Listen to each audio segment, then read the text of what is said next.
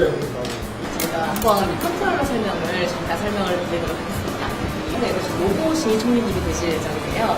뒤에 있는 팁으로 이렇게 머리를 좀 낮게 조정하시면 됩니다.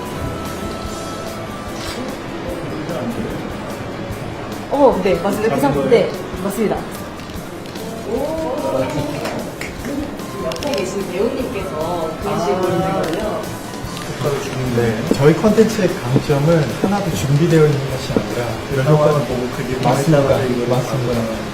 감사합니다. 고맙습니다. 오랜만에 그러게 오랜만에 뵈셨군요.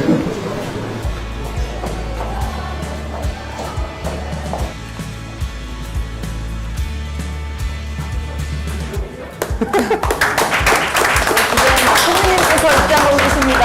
따뜻한 환영의 박수로 맞아주시기 바랍니다.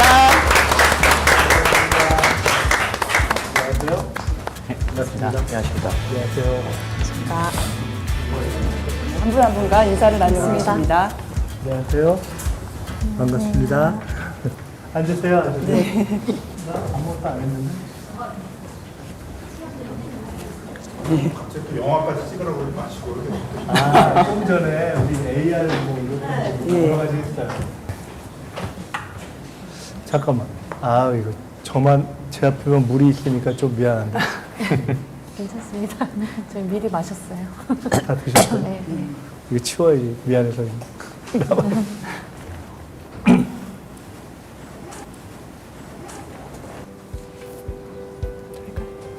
네, 안녕하십니까. 바쁘신 가운데도 이 자리에 함께해 주신 모든 분들 진심으로 감사드리고 환영합니다.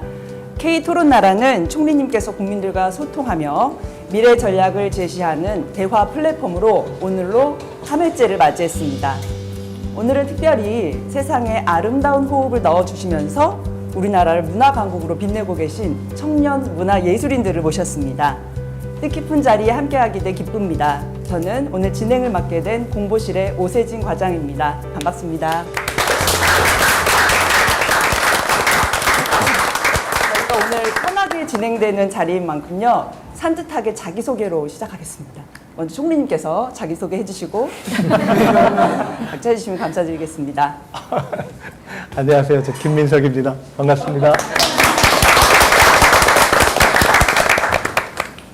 네, 자기소개 해주시죠. 안녕하세요. 피아니스트 정지원입니다. 서울에서 태어났고요.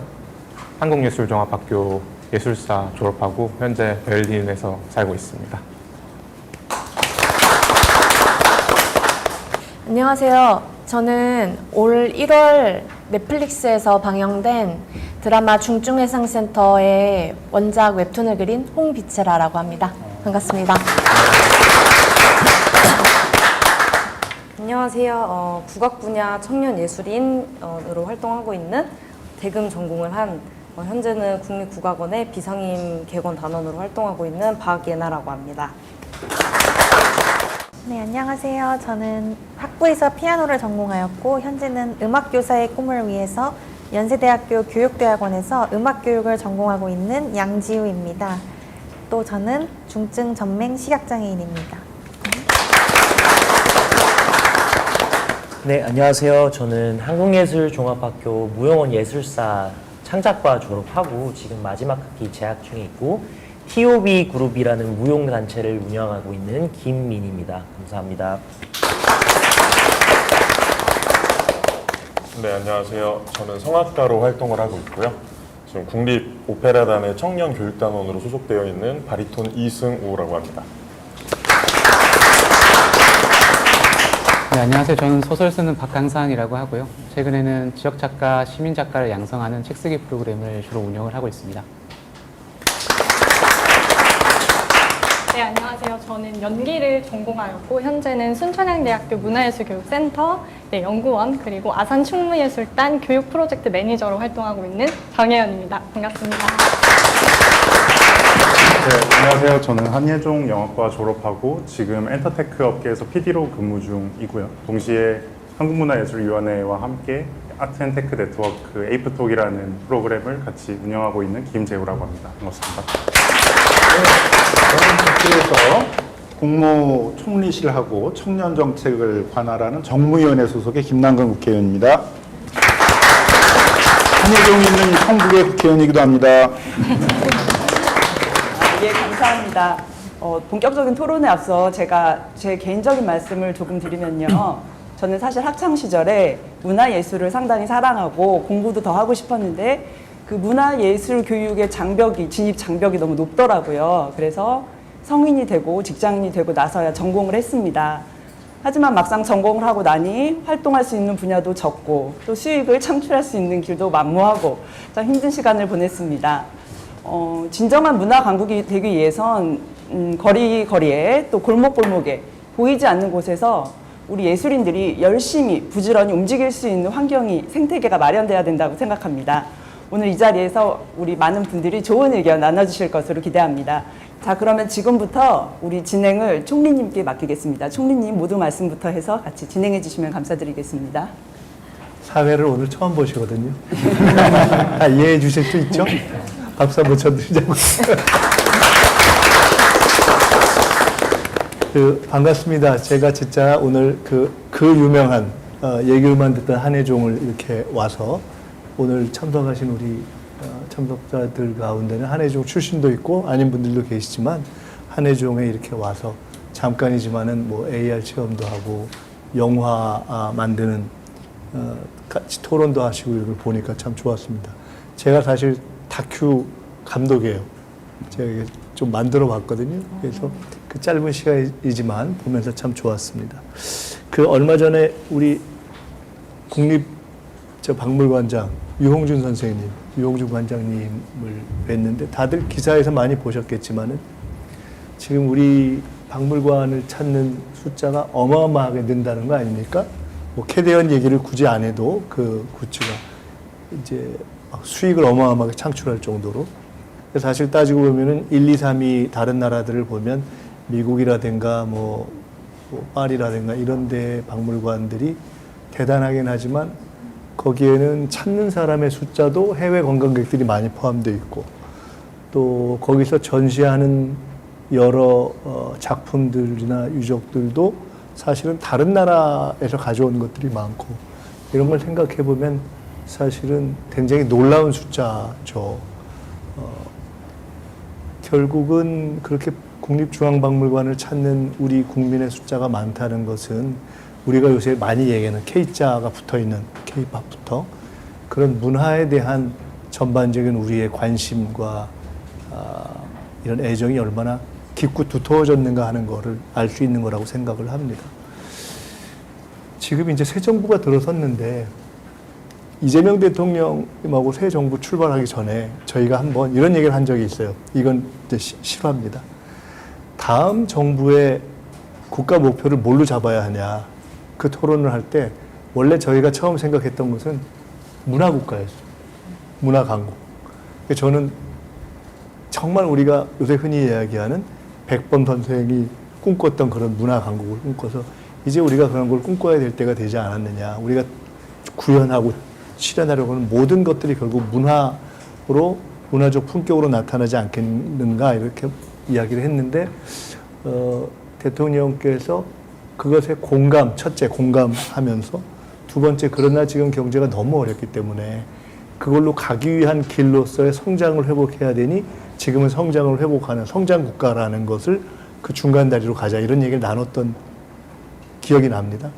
다시 얘기하면 지금 이 어려운 시기에 우리가 이렇게 성장을 회복하고 뭔가를 정상화하는 것을 일정하게 성과를 낸다면 그 다음에 우리가 가야 할 국가적 목표는 정말로 문화강국이라는 것을 우리가 갈 수 있는 현실이 이제 되어 있다는 것 아니겠어요?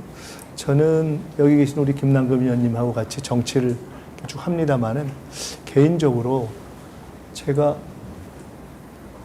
우리 정치의 끝이 가장 바라는 이상이 뭘까? 문화적 품격이 있는 정치 아닐까 이런 생각을 많이 해보거든요. 근데 이제 오늘 사실은 우리 청년 문화예술인들과 함께 이런 시간을 좀 가졌으면 좋겠다 생각을 한 것은 문화라는 게 한편으로는 향유일 수도 있고 또 한편으로는 산업일 수도 있고 또 어떤 측면에서는 아주 전문적인 직업인으로서의 문화예술인들의 것일 수도 있고 또 일반 국민 대중의 것일 수도 있고 근데 우리가 가령 반도체, 바이오, 뭐 AI 여러 가지 얘기하지만 가장 마지막에 대한민국의 국가의 정체성과 모습을 딱 상징하고 규정하는 것은 마지막에 문화가 아닐까라는 생각을 하게 돼서 사실 오늘 이 자리를 만든 것은 각 분야에서 고민을 하고 앞으로 이제 문화예술로 자기의 일을 펼쳐나가려고 하는 여러분들이 실제로 어떤 생각을 하고 계실지, 한편으로서는 전문가로서의 생각도 하지만 일반 국민들이 어떤 문화적 삶과 환경 속에서 살면 좋겠다라는 생각도 우리보다 좀 많이 하실 것 같고 해서 그런 다양한 얘기를 좀 듣고 싶어서 사실은 만든 자리입니다. 자, 저는 이제 시작은 이 정도로 하고요. 취지 설명을 해야 되니까 아까 각각 간단히 소개를 해주셨는데 진행을 이렇게 하겠습니다. 제가 제 옆에 계신 우리 정지원 피아니스트부터 잠깐씩 이렇게 말씀을 기회를 드리면 이렇게 왔다 갔다 하면서 대략 이런 취지에 맞춰서 본인들이 생각하시는 게 있을 거 아니에요. 대중문화교류위원회인가요? 박진영 그 장관급으로 오늘 임명이 됐는데 사실은 또 한 가지만 더 말씀드리면 한류 이런 얘기를 하지만 외국에서 외국인들이 또는 세계인들이 보면서 이것을 그냥 한류의 수출이라든가 이런 측면에서가 아니라 정말 문화를 교류한다는 측면으로 접근해 줬으면 좋겠다는 이야기를 많이 들어서 과거 같으면 한류 문화 무슨 위원회라고 할 것을 대중문화 교류위원회라고 이름을 한 취지가 사실은 거기에 있습니다. 제가 이 말씀을 드리는 이유는 나는 앞으로 어떻게 하고 싶다, 우리나라는 어떻게 됐으면 좋겠다, 우리와 관련된 문화 정책은 어떻게 됐으면 좋겠다라는 관련해서 어떤 말씀이든지 주시면 좋겠다 하는 것으로 제가 취지 설명을 다시 한번 드립니다. 일단 우리 정지원 피아니스트부터 좀 말씀 부탁드릴까요? 네, 총리님 이제 말씀하시는 거 들으면서 저희가 생각했던 것보다 저희 현재 상황과 저희가 그 연주를 함에 있어서 상황이 어떻게 흘러가고 있는지를 많이 아시고 계신 것 같다는 생각이 들었고요. 그래서 사실 제가 생각하고 있었던 거가 어떻게 보면은 되게 별게 아닐 수도 있겠구나 하는 생각도 들고요. 우선은 저는 이제 남들이 흔히 얘기하는 엘리트 코스를 밟은 사람입니다. 예원학교를 졸업했고 서울예술고등학교 졸업했고요. 한예종에서도 영재교육원 6년을 다녔고요. 예술사도 졸업하고 지금은 이제 베를린에서 공부를 하고 있는데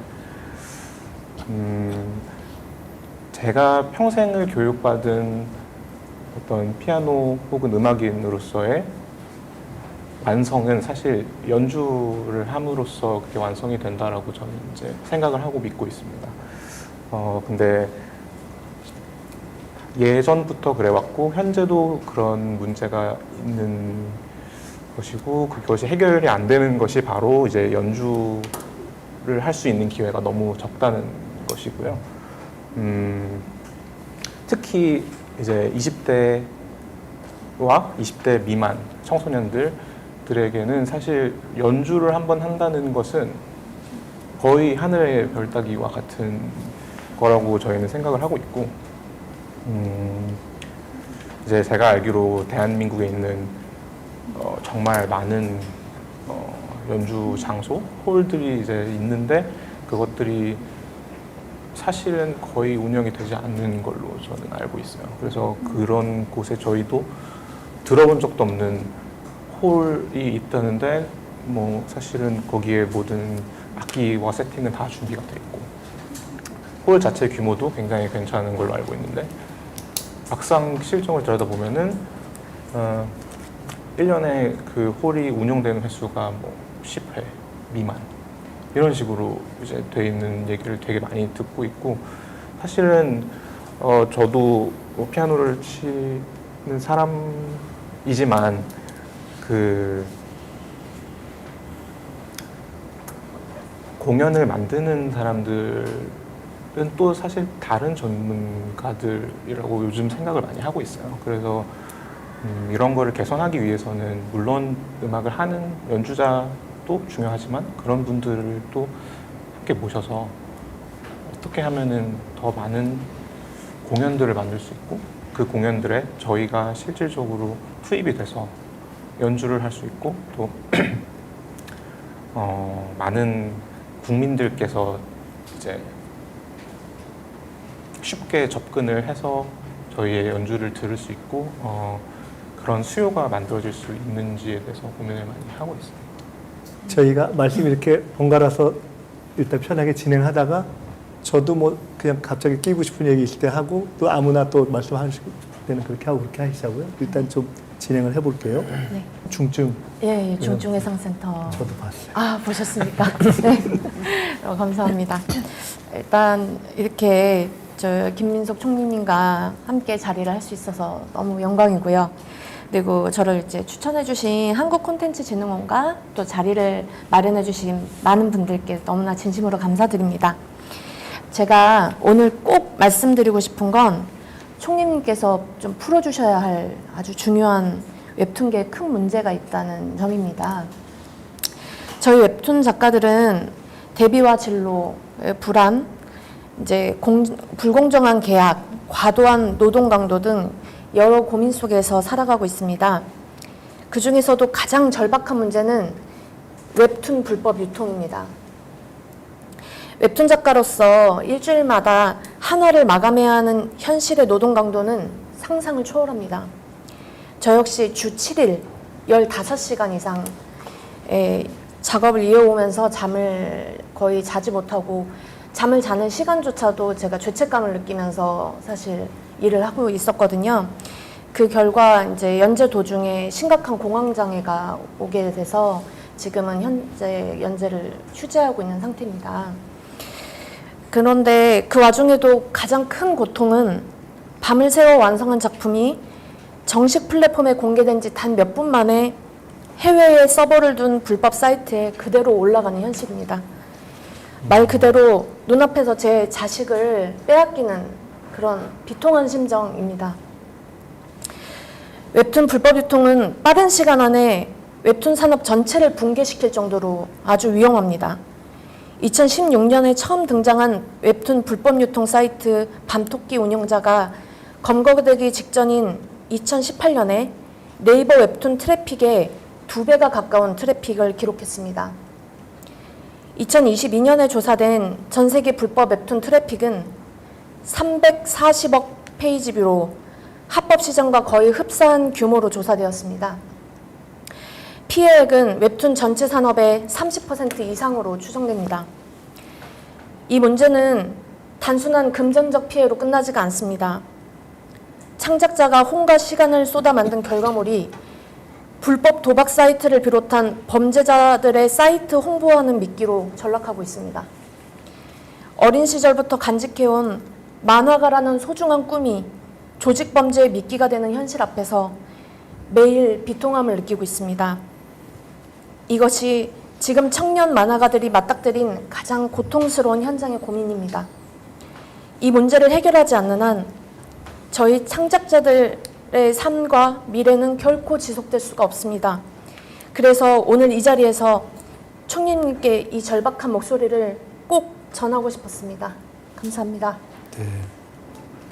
아유, 우리가 그냥 상상하기에도 웹툰 작업이 갖는 집중력, 그 요구하는 집중력이 엄청날 것 같은데 이게 지금 그 과정에서 뭐 우울증이나 공황장애 이런 것을 경험하는 경우가 꽤 있을 것 같아요. 네, 일반 사람들보다 웹툰 작가들이 30% 이상에 더 많이 겪고 있고요. 그리고 마감 압박 속에서 오는 거거든요. 일주일 안에 80컷에서 100컷 이상의 그림을 그려내야 하고요. 예, 조금만 늦어져도 업로드가 안 되기 때문에 굉장히 사실 힘든 나날들을 보내고 있습니다. 그리고 좀 휴재를 하거나 하면은 순위가 급격하게 떨어지기 때문에 수익 문제 때문에라도 이렇게 몸을 혹사시켜서 이제 하고 있어요. 그래서 참 건강 문제도 많이 심각한 상태입니다. 웹툰 불법 유통 문제 좀 이따 잠깐 또 얘기 조금 더 하시자고요. 예. 근데 이렇게 저희 다 당연히 다 심각한 문제로 생각하고 있었지만 조금 전에 표현 중에 그 내가 낳은 아이를 바로 눈앞에서 뭐 빼앗기는 것 같다는 표현을 들으니까 굉장히 마음도 아프고 굉장히 실감이 확 오네요. 알았습니다. 이건 뭐 당연히 그 모든 창작과 관련된 일 중에 관련된 영역에서 이 창작의 어떤 고유성을 보장하고 불법 유통을 막고 이건 뭐 결정적으로 중요한 거죠. 네. 이 문제를 본격적으로 조금 논의를 해보겠습니다. 네. 힘내세요. 네, 감사합니다. 자, 우리 그 다음에 바로 왼쪽으로 우리 한 번 더 가볼까요? 네, 저도 발언을 시작하기에 앞서서 총리님을 비롯한 다양한 분야에 종사하시는 청년 문화예술인 분들 앞에서 이렇게 제 얘기를 나눌 수 있게 되어서 진심으로 영광으로 생각합니다. 저는 미숙아 망막증으로 인해서 전맹 시각장애인이 되었어요. 태어났을 때부터 세상을 보지 못해서 음악에 대한 관심도가 높았습니다. 특히 피아노에 대한 애정이 깊었기 때문에 어렸을 때부터 기쁨과 위안을 주던 피아노를 전공해야겠다는 마음을 먹었습니다. 하지만 대학 입시를 준비하는 과정에서 특수교육 대상자 특별 전형이 마련되어 있는 대학교가 많지 않았고 그것들이 마련되어 있어도 실제로는 정원 외의 특별 전형이기 때문에 특수교육 대상자 학생들, 특히 장애 학생들이 입학하지 못하는 경우가 많았습니다.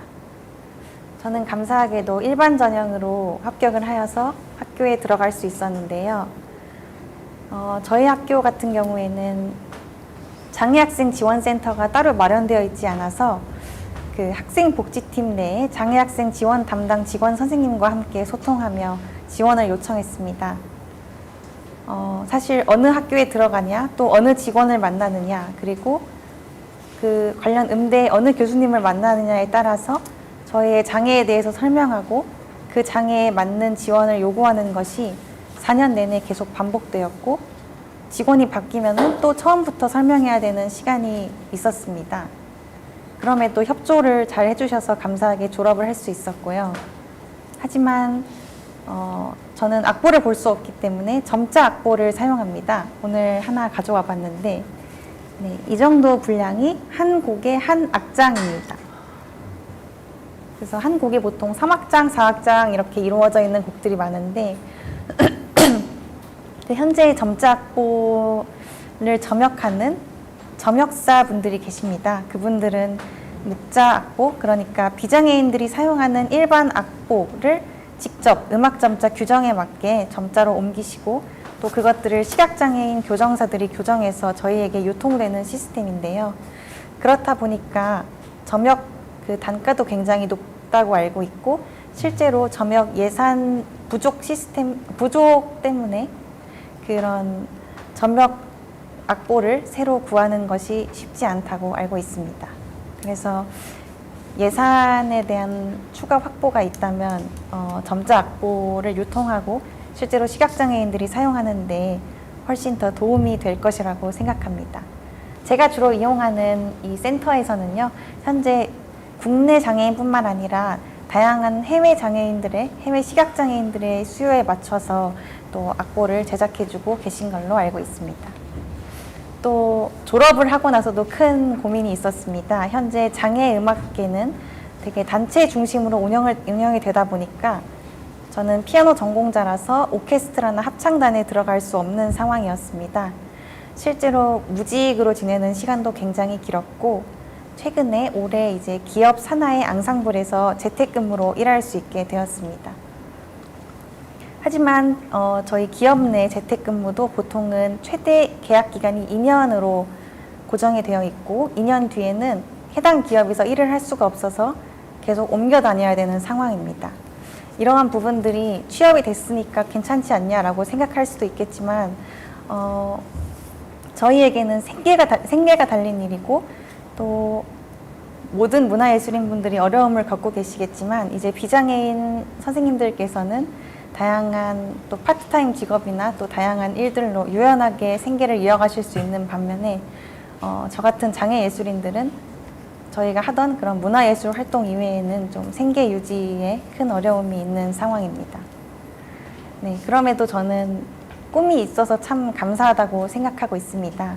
왜냐하면 저의 후배들, 장애를 가진 후배들 또는 장애를 가지지 않은 후배들이 진심으로 문화예술의 아름다움, 특히 음악의 아름다움을 알고서 그런 음악계에서 꼭 종사하지 않더라도 향유하는 것만으로도 이 문화예술의 가치를 느낄 수 있게 하는 음악교사가 되는 게 저의 궁극적인 목표입니다.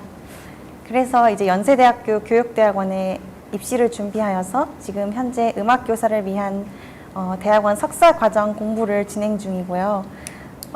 음악교사가 지금 현재 전맹 시각장애인이 된 케이스가 전무하다고 알고 있습니다. 그래서 임용고시에 대한 어려움도 지금 굉장히 많고 실제로 개인적인 고민이 많은데 직접 부딪히면서 하나하나 해결해 나갈 예정입니다. 그래서 저는 앞으로 또 저와 여기 계신 많은 문화예술인 분들의 공통적인 소원이겠지만 저희가 어떤 제약에 걸리지 않고 뭐 장애가 됐던 아니면 또 다른 장벽이 됐던 그 장벽을 넘어서 정말 자유로운 문화예술 활동을 하고 그것들로부터 사회에 기여하는 그런 주체자가 되는 것이 저희의 단 한 가지 소원입니다. 네, 이야기 들어주셔서 진심으로 감사드립니다. 고맙습니다. 우리가 저 시각장애를 가지고 이러저러한 저 분야에 이렇게 교수가 되거나 선생님이 된 경우들이 이제 아주 어렵지만 점점 늘고 있는데 네. 음악교사는 없나 보죠? 네, 제가 알기로는 전무하다고 알고 있습니다. 국내에 전무하다? 네. 그래요. 그것도 몰랐네. 저거 하나만 더 여쭤봐요. 저건 네. 어떻게 돼요? 아까 점자 악보. 네.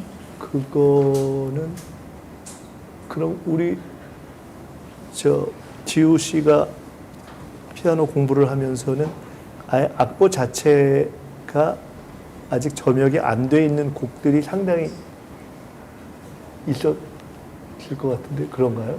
네, 그래서 보통은 점자 점역이 되어 있는 악보를 주로 보았습니다. 왜냐하면은 한 곡을 점역하는데 최소 2주에서 한 달 정도 걸리기 때문에 저는 또 악보를 보면서 연주할 수가 없기 때문에 손으로 악보를 읽고 또 외워서 안보해서 연주하고 이런 식으로 곡을 익혀나가느라고 다른 사람들보다 시간이 좀 많이 걸렸습니다. 이거는 상대적으로 외국 같은 경우는 그런 점역 악보가 더 많이 되어 있다고 들었어요? 어떻게 되어 있어요? 저는 그래도 감사하게도 국내 사이트에서 많이 이용을 해가지고 해외 악보 현황에 대해서는 사실은 정확히는 알지 못합니다. 알았습니다. 우리 지우 씨가 제 첫 번째로 음악교사가 될 수 있겠죠? 네. 다들 그렇게 생각하시죠? 네. 응원을 계속 해주시고요. 계속 열심히 하시고 그 다음에 중대음악대학 지금 석사과정 수료하셨고요. 지금 국립오페라단의 청년교육단원이시네요. 네, 맞습니다. 예, 우리 이승우님 말씀 좀 부탁드릴게요. 네, 우선 저도 이 자리를 만들어주신 모든 분들과 함께 자리해주신 청년예술가분들 그리고 총리님, 국회의원님께 너무 감사의 말씀 올리고 싶고요. 네, 저는 성악을 전공했고 성악가로 활동을 하다가 감사한 기회로 이제 국가에서 지원을 해주는 국립예술단체 청년교육단원으로 소속이 되어 활동을 하고 있습니다. 네. 근데 아까 피아니스트 선생님께서도 말씀하셨다시피 클래식을 하는 사람들에게 연주의 기회라는 것이 굉장히 특별하고 소중한 순간이라고 생각을 합니다. 저는 감사하게도 지금 국립오페라단에 소속되어서 국가의 지원을 조금 받으면서 연주를 하고 있으나 지금 저희 청년 단원 내에서도 올해 뽑게 된 인원이 32명 정도로 알고 있습니다. 성악 분야에서 그렇게 되고 이제 또 기획하는 팀 따로 있고 음악 코치나 피아니스트들이 따로 있습니다. 근데 저희도 이제 국가의 지원을 받는 데에도 불구하고 2달이라는 연습을 거쳐서 단 한 번의 공연으로 이것이 끝나버리는 게 정말 아쉬운 실정이고 또한 그 배역이 한정이 돼 있다 보니까 배역을 못 받는 청년들도 많이 생겨나고 있는 실정입니다. 그래서 그런 것들이 아까 말씀하셨듯이 대중문화 교류를 말씀하셨는데 클래식의 대중화를 조금 더 살펴주셔서 저희 청년 단원들이 찾아가는 음악회라든지 아니면 그때 준비했던 오페라라든지 그런 음악들을 대중들에게 조금 더 가까워질 수 있도록 그런 무대들이 많이 생겨났으면 좋겠는 마음이 있어서 이렇게 말씀을 드립니다. 죄송한데 몰라서 그러는데 청년교육단원이라면 어떻게 돼 있는 건가요? 국립예술단체 안에서 이제 국립극단도 있고 국립국악원도 있고 국립오페라단뿐만 아니라 국립오페라단도 중에 있고 다 청년교육단원이라는 예. 그런 일종한 구성을 네, 두나 보죠? 네네. 청년교육단원을 명목으로 이렇게 1년에 한 기수씩 오디션을 통하여 공고가 나오면 지원을 해서 채용을 하는 시스템인데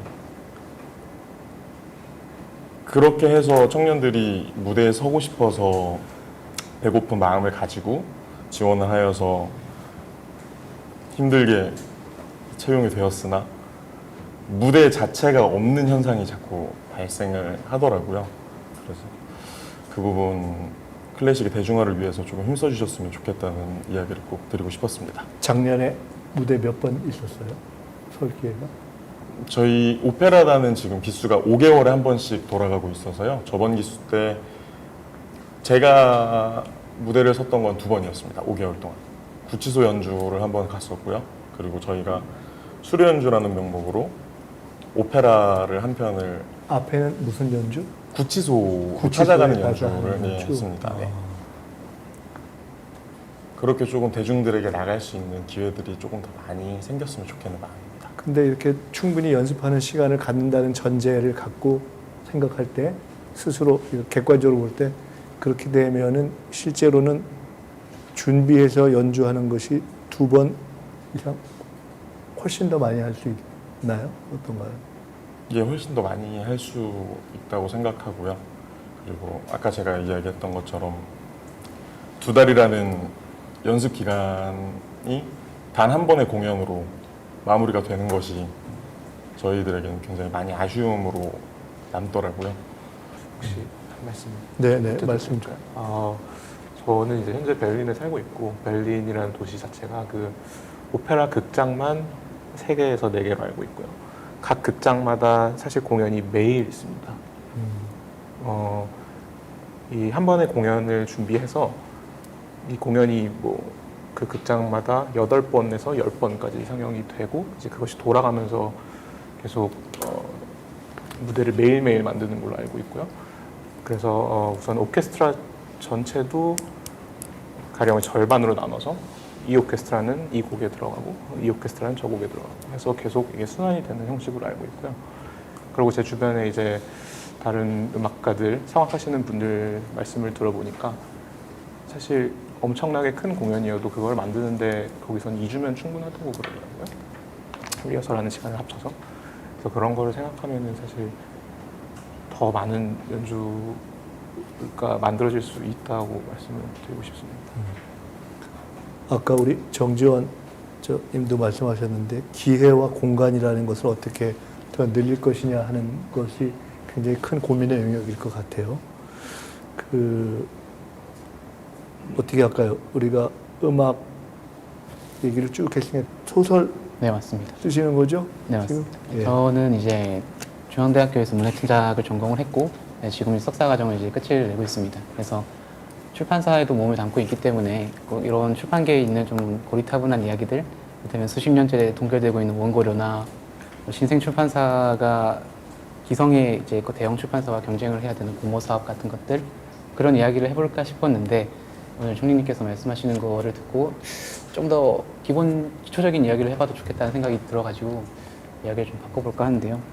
이 문화 강국으로 가고자 하는 이 시발점에 있어서 우리가 어떤 것들을 고민해야 되는가라고 생각한다면 저는 이 공공의 재원으로 문화예술을 지원하는 것 혹은 공공의 재원으로 문화예술을 지원받는 것에 대한 국민적 인식이 좀 제고가 될 필요 있다라고 생각이 됩니다. 그래서 지금 기존에는 문화예술 지원 사업이 마치 예술인의 최저 생계를 보조하는 그런 제도로 여겨지는 경향이 있습니다. 일례로 과거에 문재인 전 대통령 자제분이 예술 지원 사업을 받은 적이 있는데 그때 반발이 굉장히 컸습니다. 어떤 반발이냐 하면 소위 말해서 권력 있는 사람, 돈 있는 사람인데 왜 이 자들한테 예술 지원을 해주냐 이런 맥락인 거죠. 그게 예술 지원에 대한 잘못된 인식을 알 수 있다고 생각을 하는데요. 이 많은 이들이 예술 지원이라는 게 가난한 예술가에 대한 복지 차원이라고 인식을 하고 있는 것이죠. 따라서 예술 창작을 지원하는 게 단순히 개인의 생활을 돕는 걸 넘어가지고 우리 사회가 가진 문화적 토대를 좀 두텁게 하고 창작의 다양성을 보장한다라는 맥락이 그런 국민적 인식들이 제고가 되어야 되는데 이를 위해서는 좀 창작에 대한 지원도 굉장히 중요하지만 앞서 말씀해 주셨던 두 분의 맥락도 결국엔 발표에 대한 지원도 굉장히 중요하다는 뜻인 것 같습니다. 그래서 국민들이 느끼기에 우리 공공재원으로 진행이 되고 있고 창작이 되고 있는 이 예술 작품들을 내 피부로 곁으로 느낄 수 있는 그런 경험들이 굉장히 중요하다. 그래서 우리가 문화강국으로서 나아가기 위한 시발점에서 제고해야 되는 것은 이 예술, 한국 예술에게는 아직 그 시민이라는 내 편이 필요하다는 생각이 듭니다. 제가 생각하기에 한국 예술은 시민들에게 내 편으로 인정받지 못하고 있고 그 일례로 지난해 우리가 문화예술 분야 예산 삭감된 거는 정말 어마어마하지 않습니까? 그래서 지난해 문체부 장관께서도 부랴부랴 좀 화제 진압에 나서는 것처럼 예산을 올해는 좀 복구를 시켜보겠다라고 말씀하시기도 하셨는데 사실 그런 말씀을 듣고 보면은 물론 이제 그런 포부를 말씀하신 거지만 예산 삭감도 이렇게 굉장히 쉽게 되고 복구도 이렇게 조금은 정책적으로 단기적으로 지속성 없게 포부처럼 말씀하실 수 있는 거라면 우리가 이 예술 지원 사업에 대한 장기성을 기대할 수 있는가라는 의문도 사실 가지게 됩니다. 그래서 정리를 하자면 이 예술 창작을 국민의 예산을 들여가지고 공공 예산을 들여가지고 지원하는 것에 대한 실효성을 시민분들이 좀 피부로 체감할 수 있도록 하는 게 필요한데 문화관에서는 사실 저는 잘하고 있다고 생각을 합니다. 이를테면은 한국문화예술위원회나 이 서울문화재단에서는 웹진이라는 걸 운영을 합니다. 운영을 해가지고 소설가들한테 원고료를 청탁을 해서 그 원고를 웹에다가 게시를 하고 시민분들이 보는데 그게 문단 내에서는 굉장히 안정적으로 자리를 잡았고 그 웹진에서 발표되는 작품들의 우수성들에 대해서 이 문단 내에서도 굉장히 좋게 평가를 이야기를 합니다. 근데 그런 것처럼 두 분의 그 오케스트라 하나간에 이야기하시는 것처럼 조금 더 공공성으로 훨씬 더 우리가 마음만 먹으면은 이 공공예술의 실감에 다가갈 수 있도록 하는 그런 기회들이 많이 마련되면 좋지 않을까 싶습니다. 그러니까 문학계 측면에서는 오히려 창작이라든가 이런 것에 대해서 발표의 기회를 주는 것이 상당히 조금 자리가 잡혀가고 있다 이렇게 평가를 하시는 거네요. 저는 이제 소설가로 활동하기 전에는 이제 한국문화예술위원회랑 경기문화재단에서 행정 지원을 했었습니다. 행정가로 일을 했었는데 물론 이제 문단 내에서도 요구들이 많죠. 기대들이 많은데 그런 발표를 지원한다라는 니즈, 그 작가들에 대한 니즈를 실무자들이 잘 파악하고 있다고 저는 생각을 합니다. 근데 그 부분에 대해서 굉장히 적극적으로 기여를 하고 또 공모 사업 같은 경우도 보면 매년 개편되면서 이런 니즈들을 수요를 충족시켜서 개편하는 그런 의지들이 보이더라고요. 그런 부분들이 좀 다른 예술계에서도 좀 파급력 있게 전달이 되면 좋지 않을까라는 생각을 합니다. 개인을 아까 말씀하신 예술가에 대한 지원 이런 것이 이제 여러 가지 각도로 해석되는데 사회적으로 정책적으로 개인에 대한 지원이라는 면도 있지만 조금 다른 각도에서 말씀하신 것처럼 이걸 발표에 대한 지원, 발표와 기회에 대한 지원을 통해서 사회적인 어떤 문화의 수준을 높이고 창작의 다양성을 높이자 그 의미가 있는 새로운 말씀인 것 같아요. 그 아까 두 분 특히나 연주와 관련된 측면에서의 발표 기회의 부족함을 말씀하신 데에는 좀 와닿는 얘기 같고 이걸 어떻게 실제 정책으로 연결을 조금 더 구체적으로 할 건지 이거 저희들이 조금 더 생각을 해봐야 되겠다는 생각을 했습니다. 문학계에서 창작 얘기를 좀 하셨으니까 연극 연출로 좀 넘어가 볼까요? 우리 정혜연 감독님. 감독님이요? 네. 아니 감독이잖아요. 배우 겸 음악 네, 감독이니까. 맞습니다. 근데 저는 현재 이제 5년째 학교 예술 강사 지원 사업 충남 지역을 운영을 하고 있습니다. 순천향대학교 문화예술교육센터의 연구원으로서 현재 지금 일을 하고 있는데요. 저는 이제 수백 명의 8개 분야 예술 강사 그리고 운영 학교랑 같이 이제 함께 하고 있습니다. 그 과정에서 저는 현장에서 가장 많이 들은 말은 바로 내년에도 이 일을 할 수 있을까입니다. 네, 공연이든 예술 교육이든 청년 예술인의 삶은 대부분 단년도 보조금 사업에 의존하고 있습니다. 계약은 1년 단위, 때로는 3개월, 6개월에 불과해서 미래를 설계하기가 좀 어렵고요. 또 아까 말씀하셨다시피 예산 삭감 그리고 신규 채용 축소로 현장 진입 문도 좁아지고 있습니다. 이는 단순히 청년 예술인의 문제가 아닌 앞으로 우리 아이들이 누릴 예술교육 기회 자체가 줄어드는 문제라고 생각합니다. 청년 예술인의 삶이 매년 단년도 보조금에만 매달리지 않도록 3년, 5년 단위의 다년도 지원 구조와 안정적 고용 제도가 필요하다고 생각합니다. 성과는 매년 평가하되 기반은 이어져야 청년들이 미래를 준비할 수 있다고 생각을 합니다. 그리고 예술교육이 공교육 속에 자연스럽게 스며들고 또 청년 예술인들이 꾸준히 참여할 수 있도록 지역 거점형 플랫폼과 같은 제도적 장치도 필요하다고 생각합니다.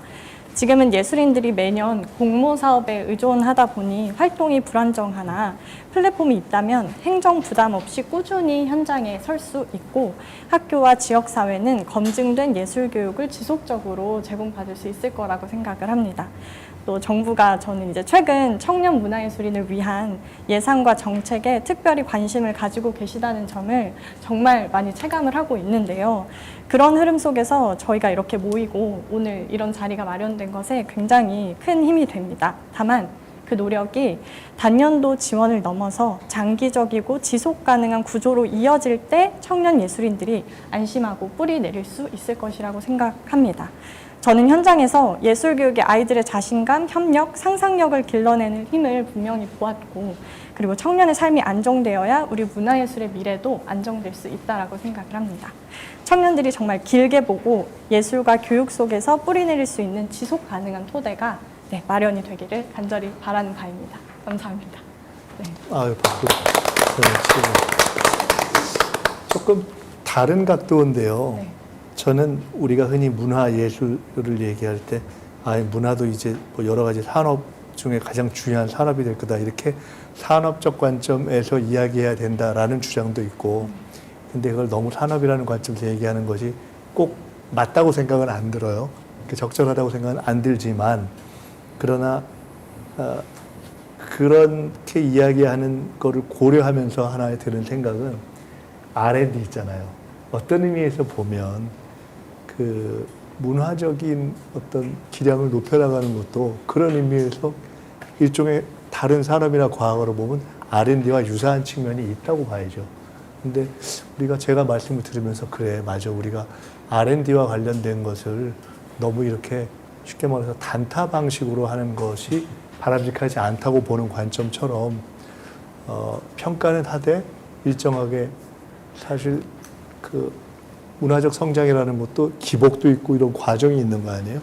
그러니까 일정하게 그것도 처음부터 다 그렇게는 못하더라도 일정한 단연도 지원 방식을 지원하는 데 있어서 늘려나가는 것이 굉장히 의미가 있겠다 이런 생각이 들었어요.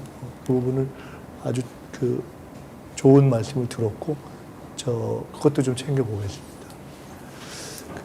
얼마 전에 제가 이제 일본의 그 하이브 재팬, 그러니까 그 하이브의 그 일본 지사를 갔었었는데 1년 매출액이 1조 정도 된다고 하더라고요. 3년 정도 진출했는데, 그러니까 엘리트 예술인을 키워내면 이제 어마어마한 이게 산업의 효과를 갖는 것 같은데 거기 계신 분들이 하는 얘기가 이제 2만 명의 공연장에 나가서 공연을 하기 위해서는 2,000명이 관람하는 공연장을 거쳐야 되고 2,000명에 나가려면 200명 정도 되는 데 가서 공연을 할 수 있어야지 그렇게 이게 축적이 돼야 간다고 그러더라고요. 기획도 마찬가지로 200명 기획을 해봐야 2,000명 기획을 하고 2,000 기획을 해봐야 2만 명 기획하는 능력이 생기는데 우리 이제 여기 이제 도봉에다가 2만 명의 지금 공연 아레나를 짓고 있는데 그 밑에 2,000명이 공연할 수 있는 200명이 공연할 수 있는 이런 것들은 지금 거의 없이 그냥 이렇게 마지막 단계 것만 이렇게 하려는 경향들이 있어서 그런 저변을 확대해야 된다 이런 얘기를 좀 많이 하시더라고요. 그래서 저는 한예종과 같은 데를 잘 전진기지로 삼아서 한예종에서 한 200명 공연 기획을 하다가 또 여기 지역에 뭐 공연장 가서 한 2,000명 정도 하다가 이제 이렇게 갔으면 좋겠다 이렇게 얘기를 했는데 그래서 이제 그런 좀 시스템을 이렇게 쭉 만드는 거 뭐 이런 것들도 좀 중요하지 않을까 생각이 들어요. 일본은 보니까 농구팀들한테 전부 농구장을 3년 이내에 지으라고 이렇게 요구를 하고 있더라고요. 그리고 농구장은 반드시 공연장을 같이 겸할 수 있도록 하라고 그래서 이제 그런 저변을 문화의 어떤 산업의 저변을 만들기 위한 작업들을 하는데 이제 우리도 좀 그런 정책을 할 필요가 있겠다 좀 생각이 들고요. 아까 뭐 말씀하셨던 게 있어서 말씀을 드리면은 지금 이 문화예술 작품들이 지적재산권이 잘 보호가 안 된다는 거잖아요. 그죠? 그걸 했는데 이제 불법 유통이 많이 된다 그래서 저희 지금 국회에서 그 정보통신망법을 지금 개정해서 그 불법 그렇게 유통되는 콘텐츠 정보들에 대해서는 이제 그 신고를 하게 되면 그 플랫폼들 유튜브나 이런 데들이 이제 필요적으로 뭐 광고 수익 차단 그거에 대해서 이건 불법 유통물입니다 이런 표시 또는 뭐 일부 삭제 이런 걸 좀 하도록 하는 게 플랫폼의 책임들을 좀 강화하는 그런 이제 법 개정들도 지금 시도를 해서 보호를 좀 하고 있고요. 아까 또 이제 불공정 계약 얘기도 좀 해주셨는데 이게 그 문화 콘텐츠에 대한 것들은 우리가 문체부가 또 전문가인데 불공정 조사는 또 공정위가 전문가예요. 그래서 둘이 협업을 해야 되는데 이게 지난 정부에서 협업이 좀 안 되다 보니까 그 문화 불공정 문제를 좀 해결하는 것들이 조금 소홀히 됐는데 새로운 정부에서는 좀 그 공정위하고 문체부의 좀 협업을 통해 가지고 이런 좀 불공정한 문화 산업에 있어서의 거래 관행들을 좀 개선하는 그런 작업들을 열심히 하려고 하고 있습니다. 네, 기대하고 있겠습니다. 우리 가는 김에 영화로 가볼까요? 우리 네. 김재우 PD? 네, PD라이트. 예. 네. 위안부 관련 다큐멘터리로 상을 받으셨었네요. 10년 넘게 전이었던 10년 것 같아요. 넘게 전에. 예. 제가 뭘 쓰라고 해서 썼는데 그것까지 썼나 보네요. 말씀 좀 부탁드릴게요. 아마 지금 말씀드리는 게 방금 국회의원님이 말씀해 주신 거랑 같은 맥락일 것 같은데요. 우선 저는 중학교 1학년 때부터 영화 감독이 되고 싶었고 뭐 되게 운 좋게 오고 싶은 학교에 와서 영화를 찍고 싶은 만큼 충분히 찍었고 영화 학도로서 거의 영화인의 꿈을 한 10년 넘게 꿨던 것 같아요. 근데 학교를 다니면서 졸업에 가까워지면서 제가 온몸으로 느꼈던 건 영화계의 위기다.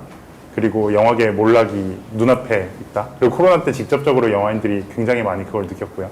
지금도 개인적인 소견으로는 영화제에 놀러 가거나 하면 포럼 같은 것이 열리거나 영화인 파티에 가면 다들 하는 얘기는 한국 영화는 왜 몰락했는가입니다. 그 얘기를 굉장히 많이 하고요. 괜찮아요? 하면 괜찮겠어요? 라는 말을 굳이 하진 않지만 그런 표현으로 대답을 하고요. 학교를 다니면서 아까 전에 체험하셨던 그런 이머시브 콘텐츠 혹은 XR 콘텐츠를 운 좋게 아까 전에 뭐 AT랩이라든지 그런 랩들을 통해서 경험을 하게 되면서 그쪽에 팀 프로젝트에 PD로서 좀 프로젝트를 많이 했었어요. 그래서 저는 운 좋게 엔터테크 영역으로 넘어와서 이제 엔터테크 영역에서 PD로 근무를 하고 있고요. 영화인의 꿈을 여전히 놓진 않고 있지만 새로운 표현 방식의 영화는 무엇인지, 새로운 영역의 영화는 무엇인지 저는 넥스트 시네마라고 부르는데 그 넥스트 시네마를 계속 찾아가는 과정에 있습니다. 두 가지 문제를 꺼내 들고 싶어요.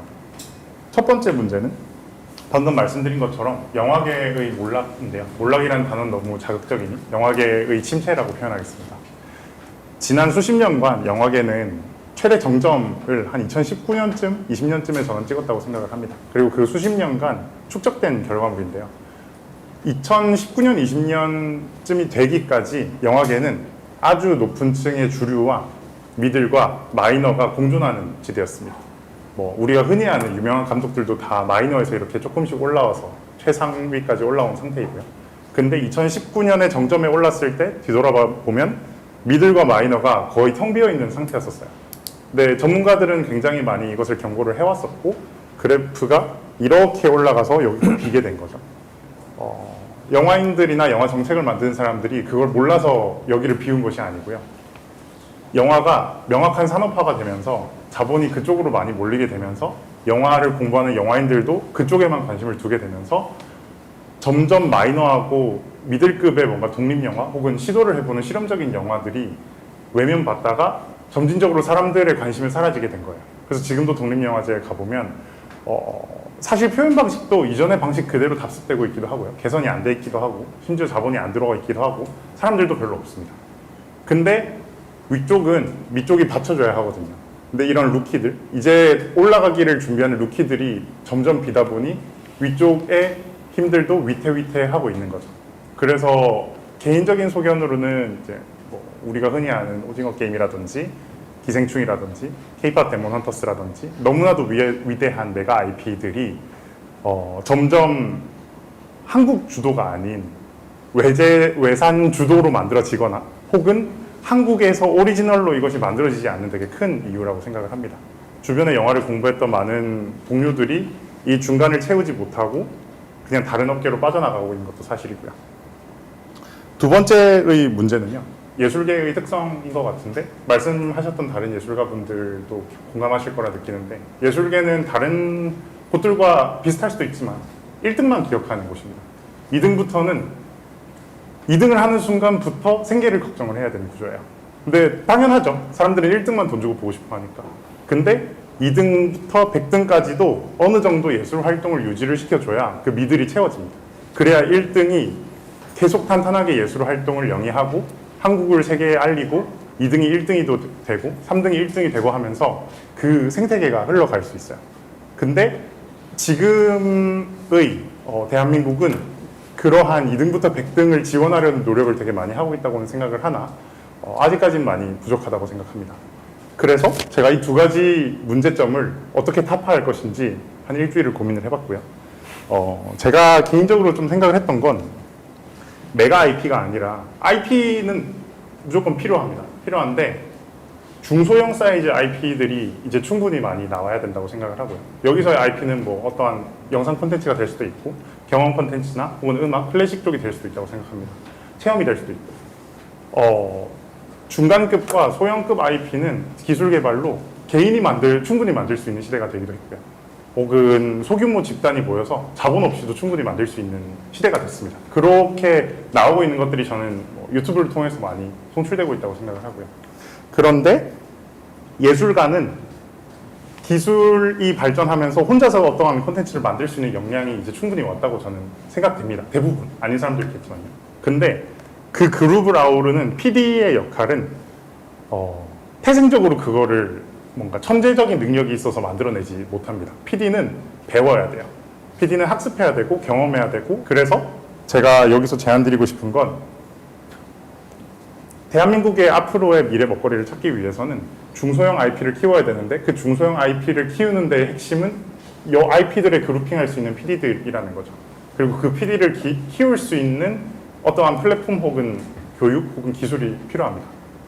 어떻게 그걸 만들지는 저도 모르겠어요. 여기까지가 일주일간의 고민이었고요. 뭐 마지막으로 그냥 제 개인적인 예시를 좀 들자면 뭐 말씀드렸던 것처럼 학교에서 영화를 공부했지만 이제 다른 랩실의 프로젝트에 참여하면서 그리고 외부 뭐 다른 학교의 교류 수업 가서 또 창업도 하고 하면서 되게 감사하게도 그런 PD의 역량을 쌓을 수 있는 기회들이 많았습니다. 그리고 지금 완전 산업 최전선에 나와서 뼈저리게 느끼는 건 그럴 기회를 가졌던 것이 너무 감사하다는 거였었어요. 그리고 이런 기회를 가진 사람들이 앞으로 정말 많이 나와야 모든 예술계에 다 빨대 꽂고 대한민국의 주류까지 이거 힘을 올릴 수 있다고 저는 생각합니다. 그래서 PD가 힘이다. 그 일주일 동안 박수. 네. 제가 보니까 여기 계신 오늘 오신 분 중에 일주일 동안 제일 많이 고민하신 것 같아요. 일주일 동안 고민해서 아까 중소 IP 말씀해 주셔서 감사하고요. 오늘 끝나더라도 일주일쯤 더 고민하셔서 조금 더 구체적으로 그걸 어떻게 할 거지 하는 고민의 방법론이 좀 나오면 알려주시면 네. 저희들이 같이 의논 좀 해보자고요. 고맙습니다. 그 두 분이 이제 아직 말씀을 안 주셨어요.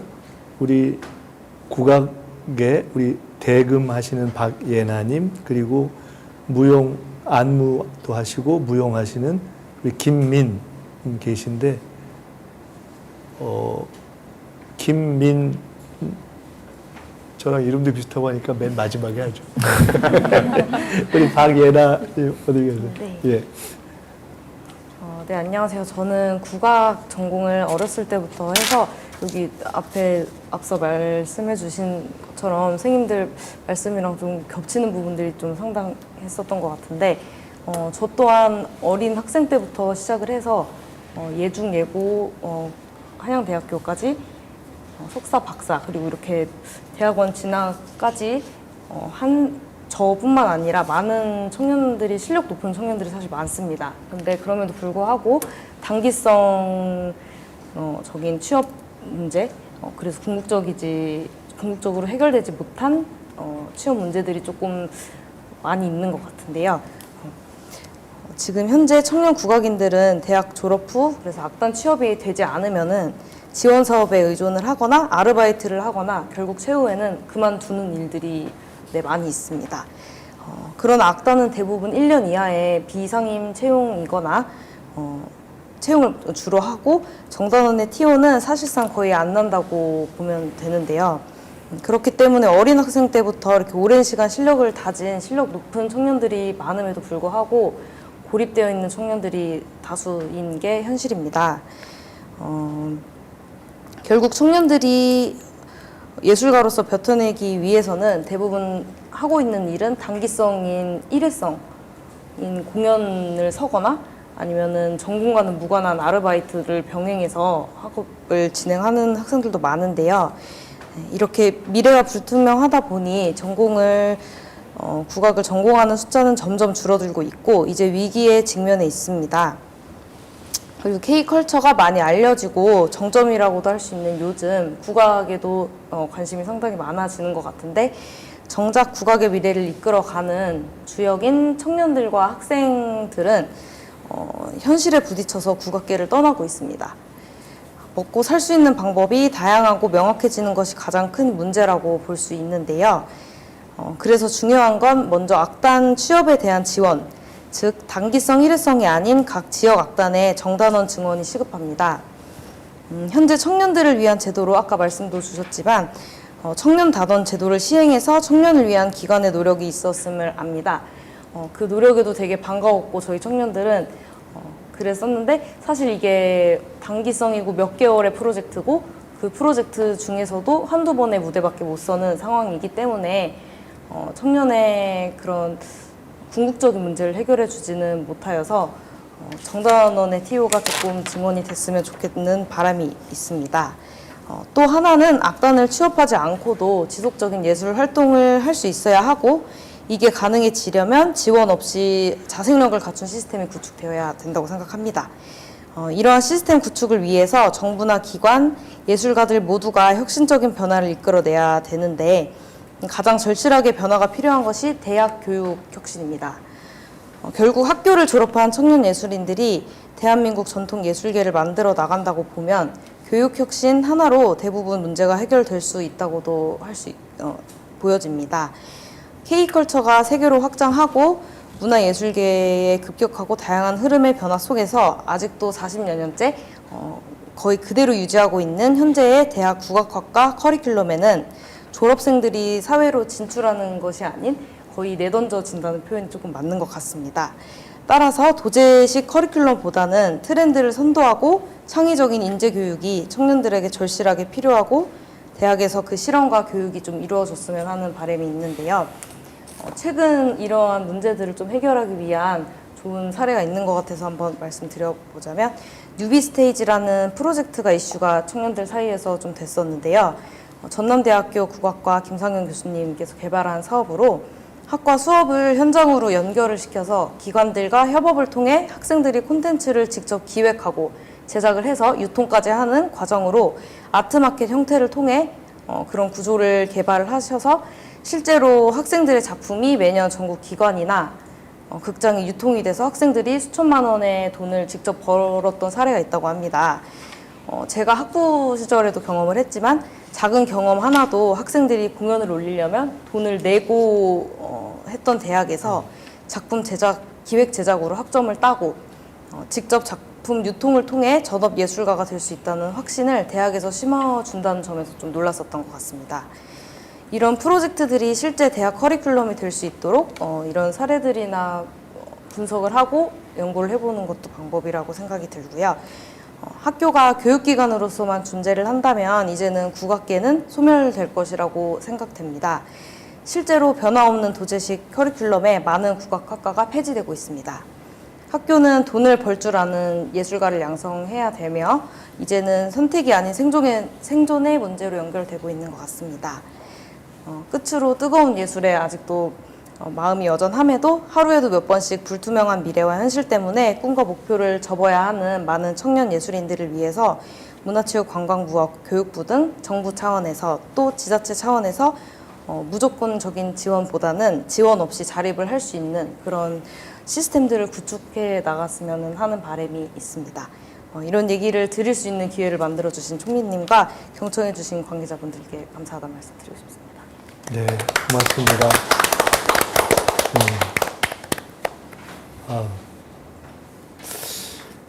우리 김민 일단 불러주셔서 감사합니다. 제가 청년 무용인과 안무가 전체를 대변할 수는 없습니다. 근데 이 얘기를 좀 드린 이유가 조금은 캐주얼하게 좀 말씀을 드리고 싶어서 원래 조금 편안함 속에서 진심이 좀 닿는 법이니까요. 여전히 좀 버티고 있습니다. 여전히 힘들고요. 근데 다행인 건 요즘 버티는 것이 또 재미가 들렸습니다. 아직 건강하고 아직 힘도 남고요. 그래서 제가 처음에는 저만의 전략이 외국 콩쿠르에서 1등을 많이 하면 조금 많이 상황이 나아지겠다였습니다. 근데 콩쿠르 특성상 유류비는 지원하지 않아서 제가 그래서 단체를 만들게 되었습니다. 왜냐하면 저는 프리랜서, 백수였는데요. 신용카드 발급이 안 돼서 제가 사업체를 만들었고 그 신용카드로 제가 해외 경연을 나가기 위해 선결제를 했습니다. 그다음에 그걸 어떻게 갚냐? 그때는 젊은 패기로 나 무조건 1등 하면 돼. 시상금으로 갚자로 이렇게 이어져 왔었습니다. 그러나 여전히 결과는 감사하게도 좋았고요. 여전히 버티고 있습니다. 그 이유 중에 하나는 제가 최근에는 브라질 공연을 갔다 왔는데요. 사실은 무용 지원 제도는 우리나라만큼 잘 돼 있는 나라가 많이 없습니다. 생각보다 지원금 규모도 있고요. 그래요? 종류도 많고요. 근데 제가 이제 비행기에서 너무 할 게 없어서 미생이라는 드라마를 봤는데 사무직과 현장에 관한 얘기를 하더라고요. 근데 이제 무용인들은 무대에서 빛이 나는 사람들, 그렇다면 우리의 현장은 어디일까를 고민해 봤을 때 무대보다는 깊숙한 지하실이었습니다. 그냥 무용 연습을 하기 위해서는 상대적으로 넓은 공간이 필요로 하고 그게 아무래도 지하에 많이 분포가 돼 있었어요. 근데 이제 지하에 있지만 또 하나의 문제는 뭐냐면 안무가로서 조금 중장기 프로젝트로 넘어가는 그 과정이 너무 부재가 많이 느낍니다. 그 부재가 아까 말씀하신 PD의 부재도 있고요. 대규모의 인원으로 안무를 해야 될 때 혹은 내가 정말 사용하고 싶은 큰 소품이 있을 때 운반부터 해서 보관 그리고 연습할 수 있는 환경이 없었습니다. 그렇지만 아직 버틸 수 있다고 말씀드린 이유는 그래서 저희는 반포 한강공원 농구장에서도 연습을 해보고요. 조금 이런 말 하면 조금 문제가 될 수 있는데 50m 근방의 연습실까지 소품을 옮길 용달비가 조금 아까워서 자동차에 밧줄로 이렇게 매달아서 몰래 이렇게 조심스럽게 운전했던 기억도 있습니다. 근데 이거 너무 다 좋습니다. 너무 건강하고 너무 파이팅 넘치고 좋은데 부상까지 이어질 때가 있었습니다. 네. 무용수들이 열악한 환경에서 작품 준비를 하다 보니까 이제 부상을 안 당하면 불안할 정도로 왜 이렇게 일이 잘 풀릴까 이런 것도 경험을 하고 있었고요.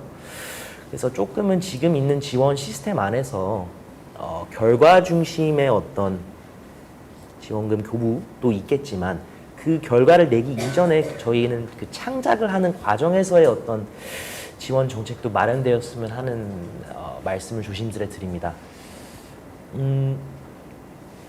저희 안무가라는 직업이 때로는 잔혹한 것이 무대 크루부터 해서 사례비, 소품비, 용달비, 대관비, 연습실 대관비 해서 이걸 안무가가 부담을 해야 될 때가 많습니다. 그래서 쉽게 말하면 수요보다는 공급이 많은 분야라서 분업이 안 돼 있는 거겠죠. 그렇지만 이런 상황 속에서도 많은 사람들이 현대무용을 알리도록 노력을 하는 것은 정책탄만 하는 건 어리석다 생각을 하고 저희 예술인들이 잘해야 한다는 생각은 있습니다. 조금 더 대중에게 다가갈 수 있는 컨텐츠를 만들어야 되는 책임감도 있지만 그 이전에 그 빛을 발할 수 있기 이전에 그 과정과 저희의 현장을 조금만 더 안전하게 조금만 더 아늑하게 해주셨으면 하는 바람으로 오늘 이렇게 말씀드립니다. 감사합니다. 저희가 원래 시작할 때 딱 1시간 정해놓고 사실 말씀을 서로 나누기로 했기 때문에 막 토론을 할 수 있는 그런 자리는 아닌 것 같아요.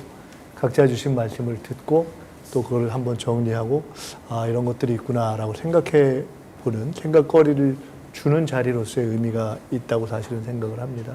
그래서 제가 오늘 쭉 말씀드리는 걸 이렇게 그냥 뭐 제가 따로 정리한다는 것도 의미를 제가 별로 부여하고 싶지는 않고 다 우리가 들었기 때문에 이런 얘기를 서로 했다라는 것에 의미가 있는 것 같은데 그래도 제가 마무리 말씀을 하기 전에 이렇게 말씀을 서로 나누다 보니 이 얘기를 꼭 내가 오늘 기가 왔는데 한 번은 좀 더 보태고 싶다고 혹시 하시는 분 계시면 네, 제가 이게 이제 지속 가능한 청년 문화 생태계 조성이라는 두 번째 주제가 있었거든요. 근데 제가 그걸 이제 아까 문제만 말씀드리고 제가 네. 해결 방안에 대해서 이제 요청을 못 드려서 제가 콘텐츠 불법 유통 문제를 근본적으로 해결하기 위해서 총리실 주도의 TF를 설치해 주셨으면 좋겠다는 의견을 드립니다. 이게 왜냐면 지금 현재 수평적으로 부처들이 흩어져 있거든요. 그래서 그거를 하나로 묶어서 이제 일을 할 수 있는 강력한 리더십으로 이끌어 주실 수 있는 컨트롤 타워가 필요한데요. 저는 현재 웹툰이랑 웹소설 작가들과 함께 한국 콘텐츠 디지털 창작자협회를 만들어서 이사로 활동을 하고 있습니다. 그래서 수차례 정책 세미나를 통해서 웹툰계 전반의 문제 해결책을 모색해 왔고요. 문화정책, 경찰학, 법학, 국제교류 등 다양한 분야의 전문가들과 함께 문제를 진단하고 대안을 모색해 왔습니다. 근데 지금 가장 큰 문제가 현재 최대의 불법 유통 사이트인 유토끼라는 사이트가 있어요. 그 사이트 운영자가 지금 일본인으로 귀화를 해버린 상황입니다. 그래서 거기에서 지금 해외에 거점을 두고 활동을 하고 있고 끊임없이 지금 수천억, 수조에 해당하는 돈이 해외로 유출되고 있고요. 근데 지금 이제 문화체육관광부에서 도움을 많이 주고 계시곤 있지만 수사권이 없는 부처이기 때문에 단독 대응에는 한계가 좀 있습니다. 그래서 이 문제는 경찰청, 외교부, 법무부, 문체부 간의 긴밀한 공조가 필요한데요. 현재로서는 지금 충분히 이루어지고 있다고 보기가 어렵습니다.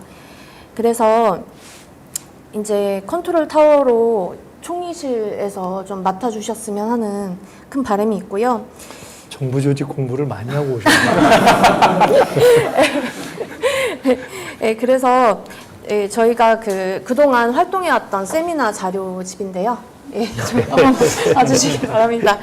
네, 이렇게 저희 총리실에께서 결단력과 행동력으로 보여주신다면 저희 청년들이 더욱 빛나는 콘텐츠를 만들어서 그동안 김구 선생님께서 계속 말씀하셨던 그 문화 강국을 저희가 만들 수 있는 큰 힘을 얻을 수 있을 거라고 생각합니다. 잘 부탁드립니다. 저는 오늘 이렇게 만난 것이 갖는 의미가 있다고 생각을 합니다. 꼭 이거 하나 참고로 알려드려야 되겠다 싶은 것은 오늘 여기 오신 분들이 다 간단치 않은 분들이에요.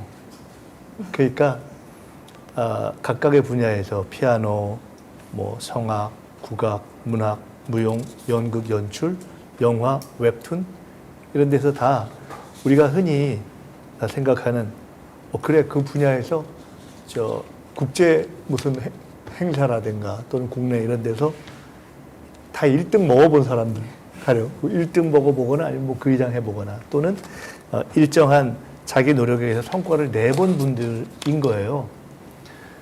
근데 다 만만치 않은 거죠. 쉽지 않은 거죠, 이게. 이게 그래서 오늘 근데 여기가 오늘 모여서 이렇게 같이 토론하고 서로 자기 얘기를 해본 분들이 또 한편으로는 지금 우리가 얘기하는 뭐 K-팝, K-컬처, 한류, 우리 문화 강국의 미래인 거죠.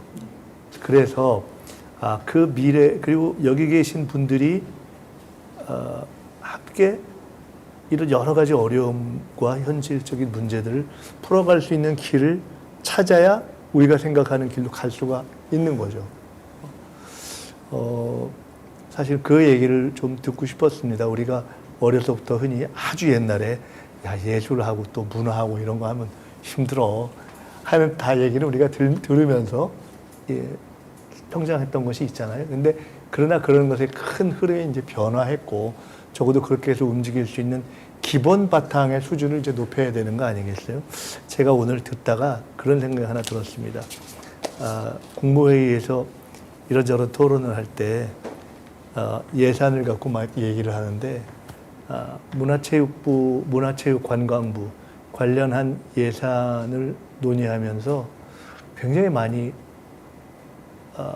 늘었다, 확대됐다라는 얘기를 하지만 사실 우리나라 전체 예산을 놓고 문화체육관광에 쓰이는 예산은 우리가 올해 예산이 728조 우리가 하는데 그 중에 정말 뭐 1%대다 이렇게 얘기할 정도로 지원해 이런 수준인 거예요. 그래서 이게 우리가 문화 강국을 이야기하고 그리고 가린 곳에 캐대현 이런 얘기하면서 왜 이런 걸 우리 자본이 못하지? 이런 얘기를 하려면 사실은 정말 지금 조금 생각을 바꾼 집중적인 투자와 노력과 지원이 필요하겠구나 하는 생각을 늘 하는 생각이지만 다시 한번 좀 해보게 됐습니다. 오늘 여러 가지 주신 말씀들 중에 그 또한 우리가 늘 하는 얘기지만 여러분들이 정말 기회, 발표의 기회를 늘려야 한다는 말씀을 주신 것이 굉장히 와 닿았고 그것을 어떻게 제도로 만들 것인가 그리고 그런 것을 하는 데 있어서의 지원을 이렇게 단년도가 아니라 다년도 지원으로 해서 안정성을 갖게 할 것인가 하는 말씀 그리고 뭐 제도로서의 불법 유통 문제까지 그거는 총리실에서 할지 우리가 그걸 미니 TF라는 걸 해가지고 이렇게 검토하는 게 있거든요. 네. 일단 그거 한번 해볼게요. 미니 TF를 해서 이 문제를 어떻게 다뤄갈 수 있을지 네. 일단 최소 2번 정도로 하면서 이게 총리실에서 계속 다룰 건지 아니면 지금까지 이렇게 다루고 있는데 조금 더 확실하게 강하게 이걸 해야 될 건지 하는 등등을 오늘 말씀을 들었기 때문에 는 저희들이 그런 주제로 한번 삼아서 것을 걸러보겠다 하는 말씀을 드립니다. 그 외에 여러 가지 말씀 있었는데 그래도 말씀 들으면서 참 감사했던 것은 그렇게 어려운데 다들 더 열심히 하신다는 거 아니에요. 그렇죠?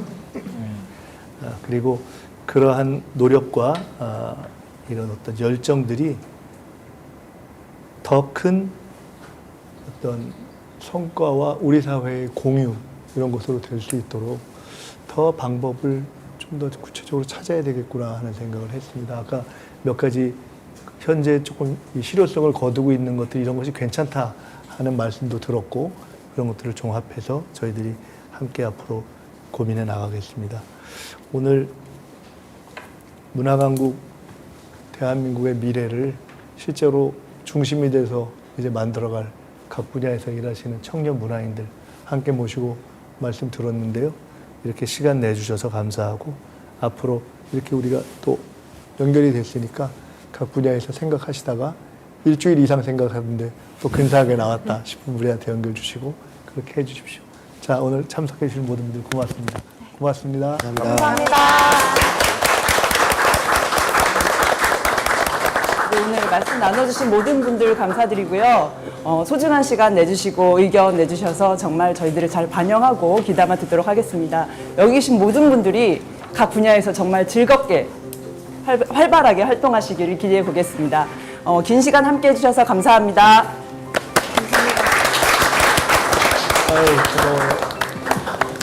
감사합니다, 총리님. 네. 우리 여기 같이 이렇게 서서 사진이라도 한번 찍을까요? 네. 모여서.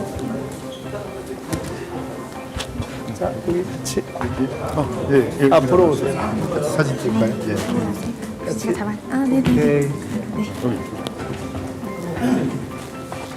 파이팅 한번 있어야 되는 거 아니에요? 네. 청년 예술인 뭐 파이팅 이런 거 한번 우리 총리님. 청년예술 파이팅 한번 할까요? 네. 청년예술 파이팅! 네, 고맙습니다. 아유, 수고 많으셨어요. 다들 우리도 희망이 씨는 그냥 그랬다.